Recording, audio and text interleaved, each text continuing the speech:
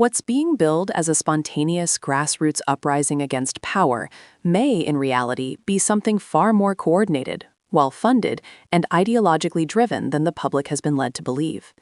Behind the nationwide No Kings protests is not just a loose coalition of concerned citizens, but a sprawling network of hundreds of organizations, many deeply embedded in progressive politics, and some openly aligned with socialist and communist ideology.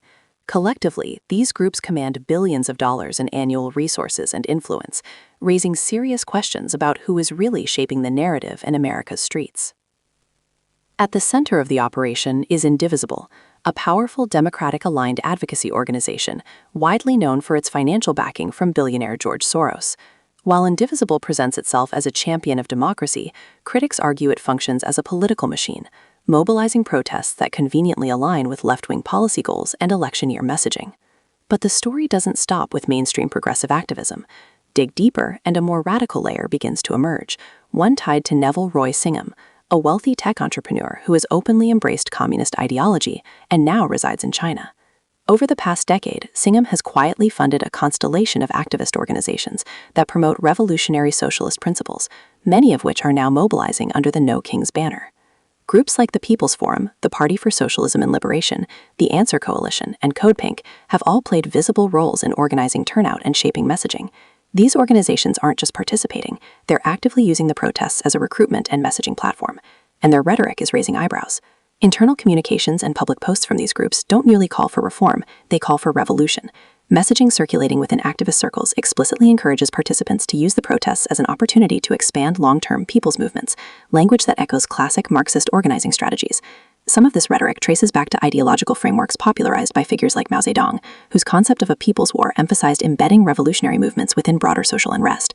That strategy, blending into larger protests and gradually radicalizing participants, is now being openly discussed by organizers. Across the country, preparations have reflected this coordinated effort.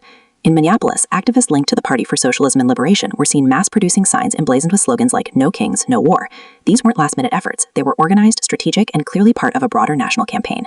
Meanwhile, in cities like Washington, D.C., New York, and Los Angeles, socialist-aligned groups have organized contingents within the larger protests, essentially carving out ideological factions inside what many attendees may assume are nonpartisan demonstrations. In Michigan, activists affiliated with the Freedom Road Socialist organization encouraged participants to join what they called an anti-Trump contingent, further blurring the line between issue-based protest and partisan political activism. Perhaps most concerning to critics is the symbolism and messaging emerging from some of these groups.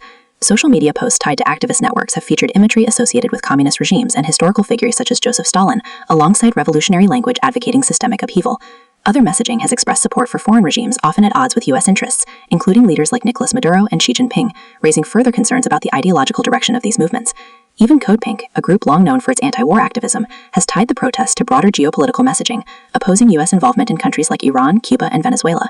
The group has also drawn a high-profile support from celebrities like Jane Fonda, whose presence adds visibility but also underscores the political nature of the demonstrations. Critics argue that this isn't just activism, it's strategic influence. Large-scale protests offer a powerful platform, media attention, massive crowds, and emotional momentum.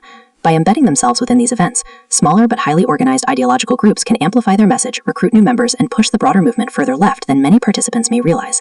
What's marketed as a leaderless uprising begins to look, under scrutiny, like something far more structured, driven by funding networks, coordinated messaging, and long-term political objectives.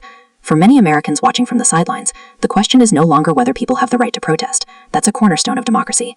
The real question is, who is steering the movement and toward what end?